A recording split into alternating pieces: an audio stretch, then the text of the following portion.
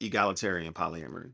Egalitarian polyamory, I think, is when you don't have a hierarchical structure in your relationships. So you're not calling someone a primary partner, you're not calling someone, a secondary partner, etc. You kind of try to keep everyone on the same rung of the ladder as much as you can. But I'm not ignorant to the fact that hierarchy kind of can creep in there in different ways. Yeah, because we have this term we call natural hierarchy, where people share, a life a partnership or like a nesting partnership where there may be kids involved or like paying bills and considerations and things that may those type of considerations and those type of like life enmeshments may bring and usually do bring forth a level of hierarchy when you move out into the world to start engaging with other people. And I think what that means is when you're not enmeshed, you only have to consider yourself, really.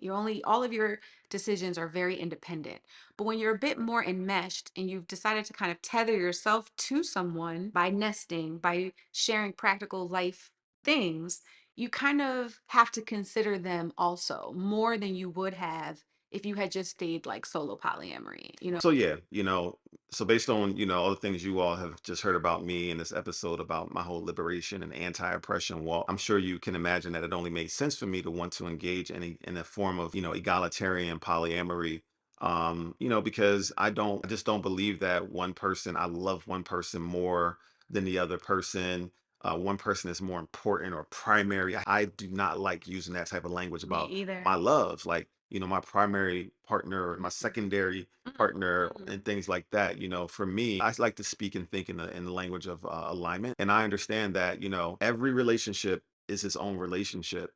And that me and that person in that relationship are going to have our alignments and our misalignments, and they're going to be on the spectrum. It's from high to low for whatever reason. And that's one relationship, and this is the next. I don't need to compare, weigh. I just accept each relationship for what it is, and I'm grateful for each relationship for what it is. So that's how I like to move.